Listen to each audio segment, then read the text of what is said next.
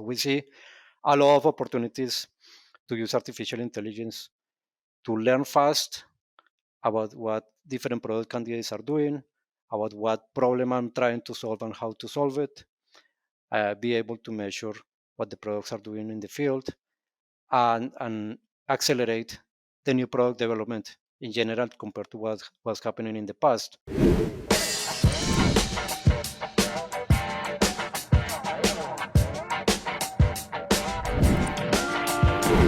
Hello, everyone, and welcome to another Wisenetix Podcast episode. I'm glad to have here with me today Luis Romero. Luis, he's the founder and managing director at Biofractal, and he's going to be sharing some really cool stuff with us today about artificial intelligence, the usage of AI to product development, leveraging data with AI, and a lot of great things that have the potential to change the game in the industry and how we are developing products and testing them out. Welcome, Luis. Thank you for having me. Very nice to be here. Yeah, it's awesome to have you. Luis, we always like to start our conversations learning a little bit more about our guest speakers. So if you want to share a little bit on your side, who is Luis Romero and how you got here. Yeah, so I'm originally from Colombia. I have a beautiful family, a wife, and a small daughter. She's 11. Uh, I live in Portugal now, but I have lived in a few countries already. I lived for a while in Canada during my PhD. Then I lived for about 10 years in the UK. I lived in Switzerland for about 3 years. And then I have been about 4 years here in Portugal, in Europe. Basically, in terms of my career, I started out as a poultry manager, kind of managing farms and hatchery plants in Colombia for 5 years. And then after my PhD, I worked mainly on new product development of feed additives. I started with Danisco Animal Nutrition in England, developing enzymes, also probiotics and other additives. And then they were acquired by DuPont. I worked with them for a while too, developing products and managing innovation teams. Then I moved to DSM for a while, also managing the innovation pipeline and a team developing products. So it's mainly product development. In 2020, I left the corporate world and started my own company, which is Biofractal, and I'm the managing director in the company. Great. Yeah, you're going to be sharing a little bit more about your role and Biofractal in a moment. And the second question, standard question we have is, what are your top three achievements or top three experiences in life? And it can be professional, personal, as you preferred. And what did you learn from those experiences? Very nice question. It could be long, but the first one I think is about people. I mean, during my career, I have had the chance to lead many different groups of people, and I have had the chance to lead very effective, top performing teams. And that has been one of the highlights of my career, kind of seeing those groups become cohesive, develop, become kind of a very strong unit that can have a massive leverage, and where everybody is kind of learning every day from each other and delivering. That's great. And for me, it's very nice to see that a lot of those people that started out as young people in a team now are in the industry, having great careers, kind of reaching positions of power in the industry, doing really, really well. So that really fills me with a lot of pride. That's one. Eh, the second one is kind of in terms of new product development. I mean, for me, a real driver is impact. And developing products gives you the ability to have a lot of impact. So one of the achievements for me have been being able to be part of the teams or leading the teams that develop some products or solutions that have big impact in the industry. So, for example, some of the lead phytases in the market were developed by teams where I was involved, and kind of from the ideation to the selection of candidates and targets and everything else until you take it to the market, work with producers to make it real, deliver value in real production, and then a few years after things that start happening, and at the end you get something that delivers a lot of value globally. So that's really nice to see, and it's also a a good achievement. And the last one is kind of making the transition from corporate to being an entrepreneur. Always wanted that, like from my early 20s. I had a failed startup in my early 20s. Now, a lot more experience, still taking risks. So, making that decision and making it happen, and actually doing a lot of work with limiting resources, with small teams, reaching very high level of performance with very small teams, and taking the company to a level where we can be ready to scale up and deliver technologies to the market is really a nice achievement for me. Uh, the learnings, I mean, is too, like it's always about people, and people make things happen. People are the ones who deliver value, that the ones that are going to benefit from that value at the end. So it's always about people. That's one. And the second one is always also about having the courage to change the world and to do new things, right? So those two things are the drivers of everything we do, really. Awesome. That's beautiful. And well, today you're working with a, well, you were always working with a product development, but today you're in a much more, let's say, innovative position and dealing with new things, taking new risks. So, thinking about that, how would your parents, your father, your mother, how would they describe what you're doing today? Would they be able to do this? No, it's a very difficult one because I think they tracked my career until I was in Canada doing my PhD, and they knew I was working with chickens and I was working with nutrition. So in their mind, I was kind of a nutritionist doing formulation always. I've done that and I like that, but I do many different things now. So I don't think they would be able to explain it. And at some point, I stopped trying. So I probably need to try again to explain them what I do. Would be probably a futuristic animal nutrition, chicken nutritionist. Great. And let's start our conversation with a little bit more background on, you know, what made you do this transition to the entrepreneurship world and found Biofractal, and what is your role as a managing director? How things are there? For me, during my career, it was very important to have an impact in this industry to help the animal production industry to progress and improve, right? And that's what I did developing products. Uh, I wanted to do something at some point on my own, taking risks. And one of the pains for me during new product development was to be able to learn faster about what products or solutions are doing in the animal, to be able to make good decisions, select good products, optimize products, take them to market, and understand that the products are actually doing what they are supposed to be doing in the field. And I saw a lot of potential on what we call omics technologies, which is something like transcriptomics or proteomics, metabolomics, microbiome, and artificial intelligence to close that gap of learning and understanding what's happening inside the animal. So what I decided to do after a lot of exploration was to focus on gene expression, which is also called transcriptomics technologies, and artificial intelligence for different applications in animal nutrition and health. The first one is R&D, new product development. And as I mentioned before, it's helping companies to develop better products, develop them faster, and have an impact that can be measured in the field or using these technologies. And the second one is one that we call performance diagnostics, is using these technologies to be able to measure or detect limitations for performance or health that cannot be measured at the moment, something like a nutrient deficiency or nutrient imbalance, a subclinical disease, gut health issues, oxidative stress, many things that are stopping animals from reaching their potential in the field.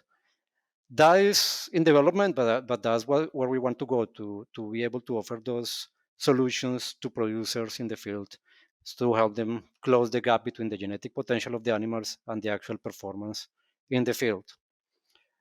My role Is I mean, it's a small company. It's still a startup. So I play many different roles in the company. Kind of one that is more strategic, understanding where technology is going, what value we're going to create, how we're going to deliver that value, interacting with our advisors and many different players to create that vision and make it a reality.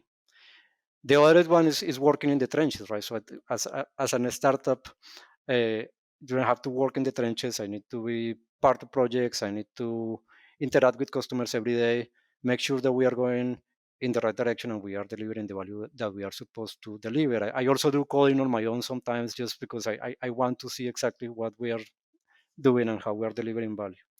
And the last one that is important and becomes very important for a startup is funding, right? So we have been bootstrapped until now. We have done a lot with our own funding, but we are ready now to scale up and to be able to deliver a lot more value. And for that, we need funding. So that's another part that becomes kind of part of the job and becomes very important. Awesome. Yeah, looks like you're wearing a lot of different hats, which is good. I think that's a very nice thing, I believe, about startups. Well, first, agility and how fast things can go compared to big corporations. And another thing is, in your case, for example, is the opportunity to, don't lose the grip in terms of what is the expectations of customers and market. Sometimes when we're working in silos and only thinking about the technical things, you might forget what are the priorities of customers and those sort of things. So the good thing about wearing all those hats is that you are probably all the time making sure that these different parts of the company are connected, and what you're doing in terms of research and product development is aligned with the expectations of customers and as well of investors, right? How that will play and impact the business and the industry. Exactly. I mean, sometimes when you're in a big company, you're doing a very small part of the whole ecosystem of the things that the company is doing. So sometimes you lose grip with some of the reality in the ground or the work that is happening in other areas.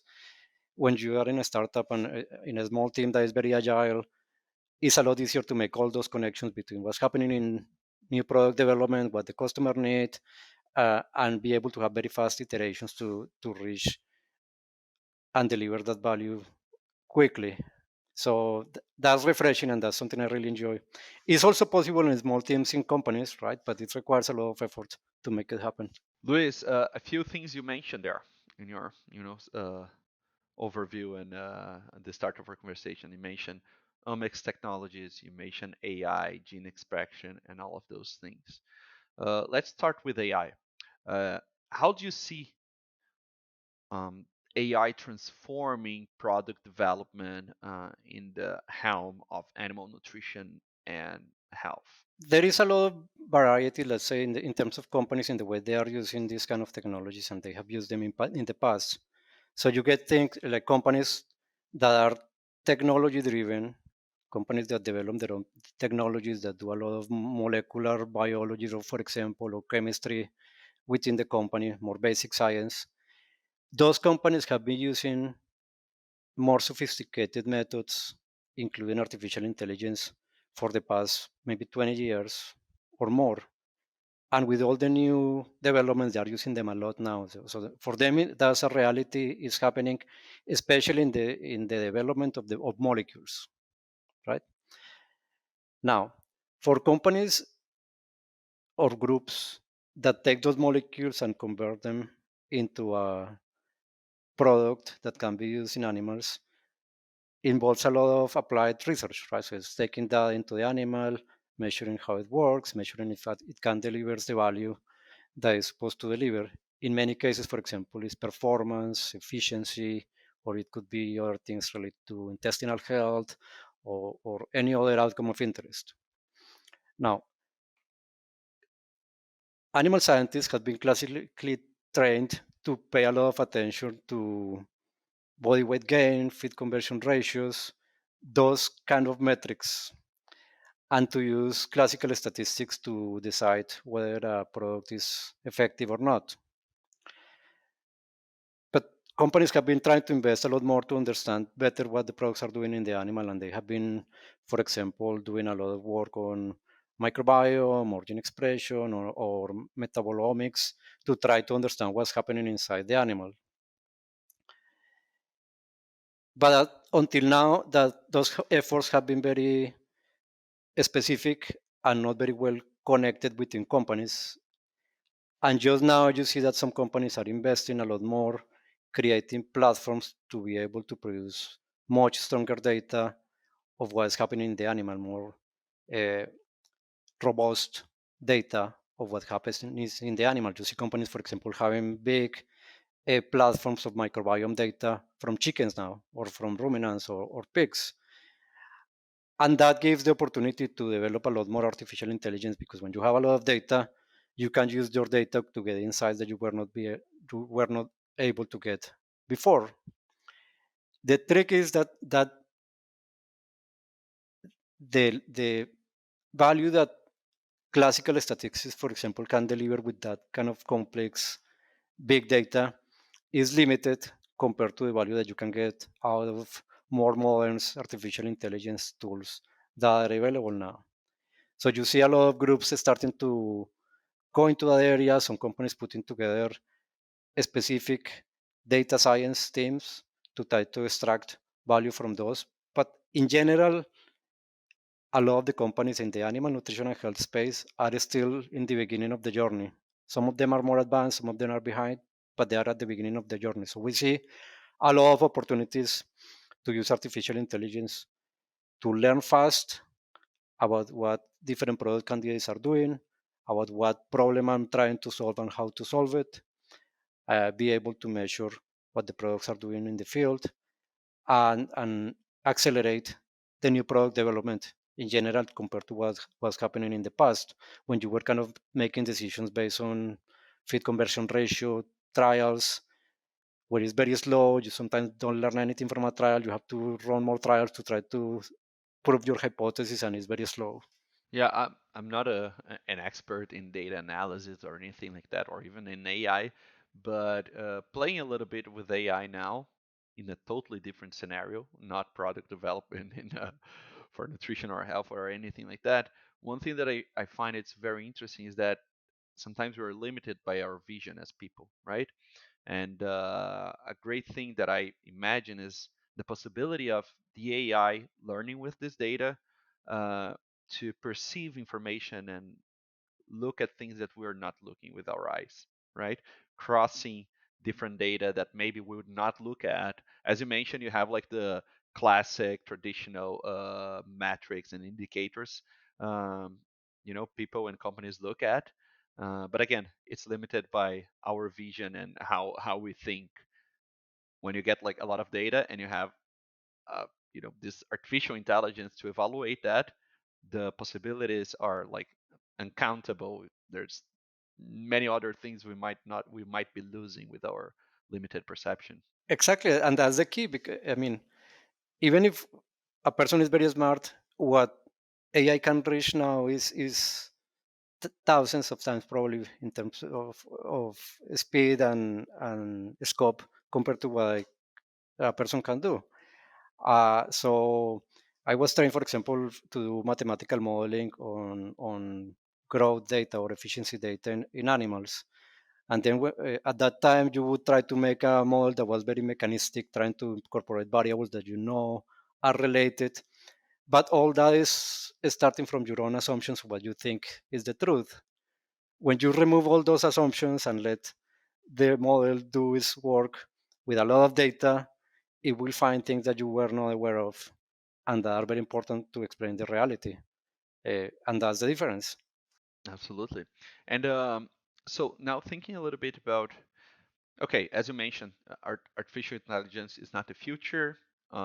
It's the present, and it's not like the present right now. It's been happening for years now.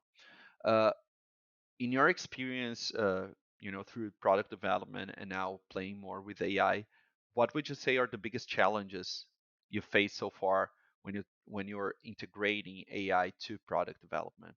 We have worked with a lot of companies kind of developing products for animal nutrition and health, and I have my own experience to leading those processes. I think the main limitation that companies have now is having good quality data that is accessible and having enough data to be able to apply models and get insights of interest. Because in many cases, if you don't have a very strategic view of data collection, and everybody in the company is doing kind of their own thing in very small silos, data are not connected, there is no a vision of how the data is going to be used, then you end up with data that cannot be connected as this easily. It would require a lot of work to connect data that is in people's computers and in very different formats with measuring very different things. It's very difficult to extract the value that is possible, even if the company is spending a lot of money on that. So what we see is that when companies start to have a more strategic view of data collection and understand better how they're going to extract value out of those data, then things start happening. So I'm going to collect data in this area, for example, on microbiome or on gene expression or on cell cultures or whatever companies want to collect data on. And then after doing many experiments and after testing many different things, you start having a source of data that can be really mined and where you can extract the insights of interest that can create value long term for the company. Yeah, and if you don't have a clear methodology on how to collect the data, there might be a lot of bias or problems on like how you're reading what's happening, right? So connecting and having a clear way of doing things to make sure that the data has quality and is relevant. Great. And so you've been working. When did you found Biofractal? That was 2020. 2020. Okay. That was in the middle of COVID. The middle Yes. of COVID, great, great space to try new things. So since then, it's been 3 to 4 years. Are there any successful cases of product development projects you guys ran with the company? Our customers kind of have different needs in different places of the new product development process. So kind of going from the beginning to be able to select product candidates, or even before that, to be able to understand the problem, to be able to select the candidates. Later on, to be able to validate candidates and understand how they actually work, if they do what they are supposed to do. Later on, to get information about mode of action to be able to explain their customers and be able to position the products compared to competitors or compared to alternatives. And then to be able to measure effects potentially in customer trials or in the field. We have a very nice example of collaboration with a company where we started working with them from very early in the new product development process. Kind of, we went in. They had a very clear goal to develop a solution for a particular species and a particular age of the animals, and they wanted us to help them to select and identify candidates. So what we did is, with that brief, we went out to public information of those kind of animals and tissues and mine it to be able to understand better the problem they wanted to solve and get targets for new product development. Yeah, which pathways we want to change and how we want to change them. And then we went to literature and gave them many different options of some of the things that could be done to solve that issue. They selected some candidates with their own criteria. They went to test them in the animals. We helped them to validate those findings in the animal with the animal tissues.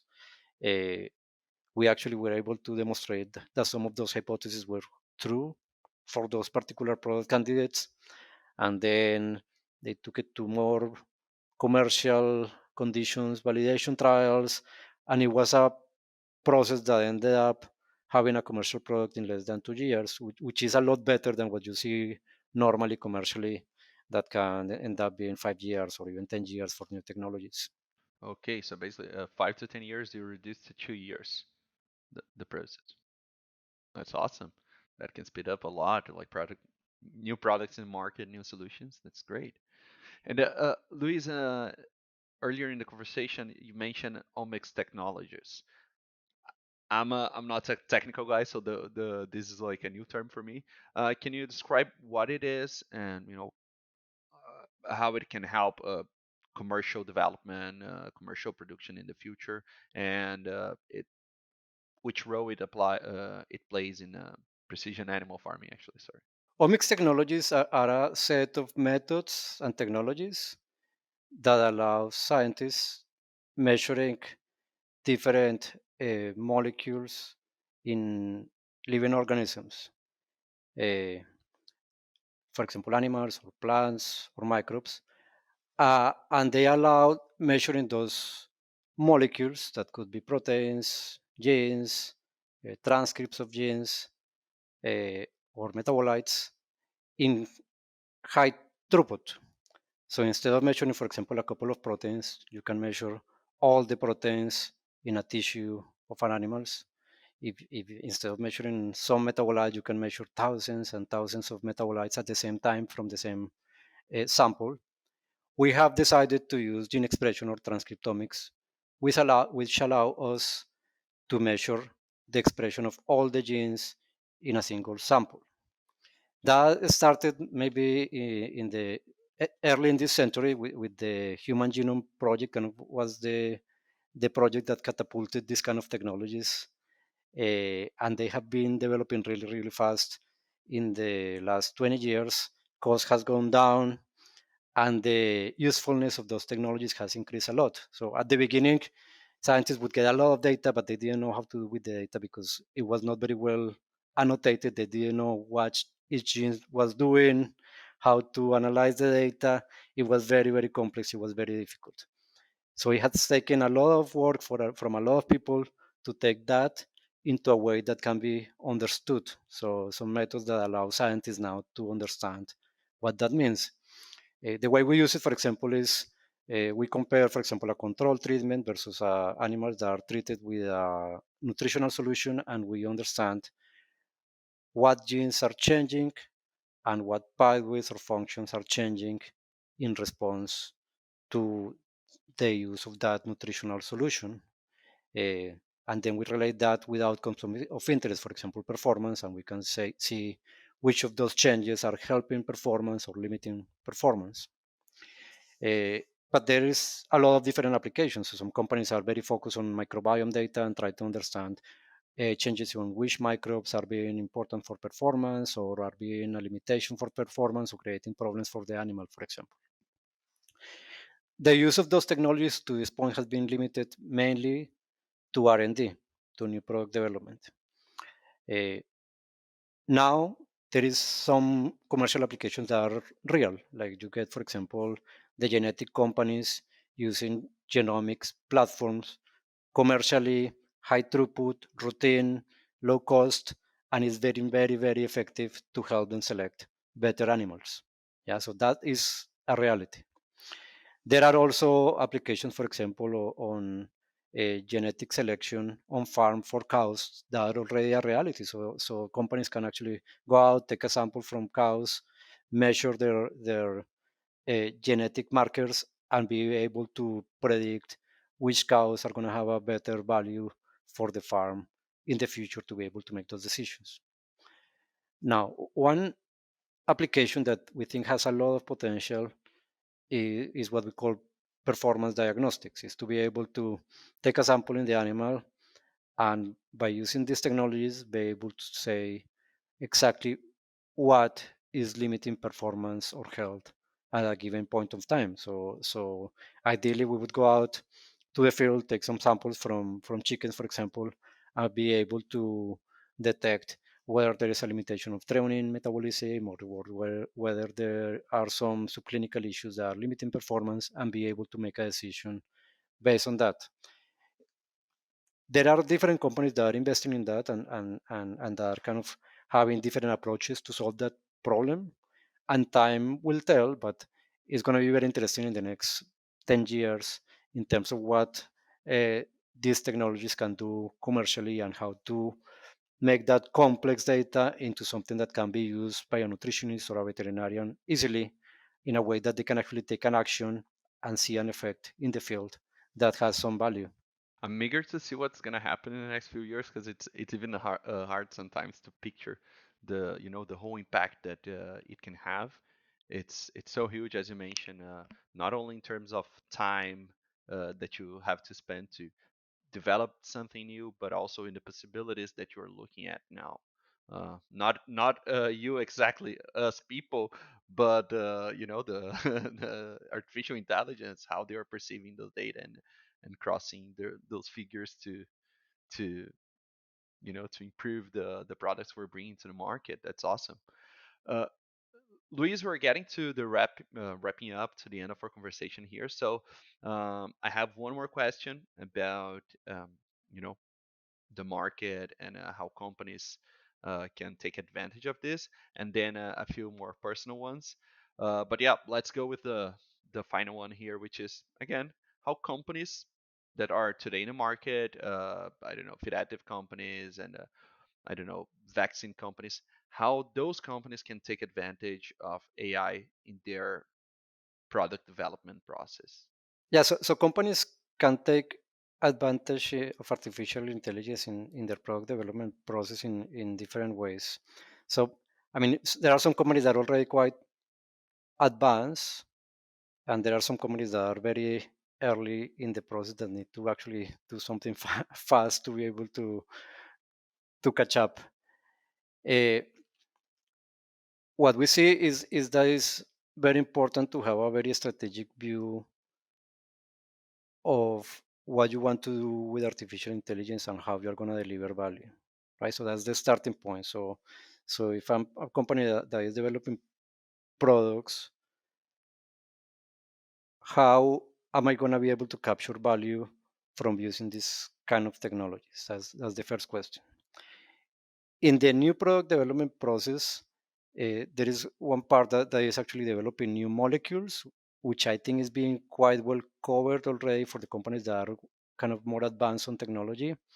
But there is a lot of opportunity to use these kind of technologies on the application in the animals, on actually doing work in animal science, to understand the physiology of the animal, and how products are affecting it. So to be able to capture the value that artificial intelligence can add in terms of research, the first thing is to have a very specific view on how I'm going to capture data, what data I'm going to capture, what infrastructure is required to capture those data, and most importantly, what competencies are needed to be able to use it and extract value in the company, what kind of culture I need to create to be able to do that. In terms of competencies, what we see is some companies still rely completely, for example, on animal scientists in their new product development process. Some of them have created data science groups. I think the ones that really are successful are the ones where those different interdisciplinary teams can come together to work in the trenches to solve a problem and to deliver value, right? So when you have the data scientists working together with the animal scientists, you have the infrastructure to collect the data, you know what data you are collecting, you can create a lot of value. And that is mainly in a couple of different areas. The first one is learning fast on everything I'm doing to try to create a new solution. So if I learn fast, I can make the decision either to kill a project, to change a project, to pivot, to select a different candidate, or to bet on one candidate, for example. And that makes a huge difference in the efficiency of the new product development process. And the other part is optimizing products that are already in the market. Right? So it's very common in the industry to have projects or products that have very inconsistent results in the field. Uh, by using artificial intelligence and collecting the right kind of data, there is a lot of opportunities to be able to optimize value in the field. And that can be a process that starts during new product development and end up by the data I'm collecting in the field. And that could be a mixture of the performance data that I'm seeing plus some data that is biologic, for example, samples that I'm taking that can really inform models that can identify what is happening with the product, when is it adding value, what functions is it having that add value, what limitation does it have, or what unintended consequences in the animal it has that is limiting its performance. Well, the fact is, companies need to look at it, and if you don't, you're gonna be left behind, probably not in a lot of time. Future is here. Luis, thanks a lot for all the great insights. My last two questions are pretty personal. So the first one is, just want to ask if there is any books or documentaries, podcasts, movies, anything you'd like to uh, suggest to our listeners. Well, I'm a big fan of the Lean Startup, and it's been very influential to me in my career. I think it's still relevant. I think it's a way of thinking uh, that can have a big impact in the life of people who are developing new innovations, new technologies. I'm not sure if you're familiar with it, but it's all about uh, really working very close with with the customer to try to understand very well what they want before I develop anything, and have very fast iterations uh, with them to deliver what is going to be needed in the market. And that applies to anything. It applies to what my kids need in terms of education. We need to have very fast iterations to deliver what they need. It applies to the products I'm delivering to companies that are producing animals. It applies to many different things. And my last question is, where can our listeners find you online? So Biofractal is working with, is helping suppliers in the industry in their product development, as Luis mentioned. So, and we know that we have a lot of people in the supply chain listening to us. So, what's the best channel for them to connect? LinkedIn is the easiest. We are also normally in the scientific conferences in animal science and poultry science, so that's a good place to connect. But just contact me on LinkedIn. That's the easiest way. For everyone that was listening to us here until now, I appreciate your company, and I hope to see you guys on our next episode. Thanks a lot, Luis. Thank you. Bye bye, everyone.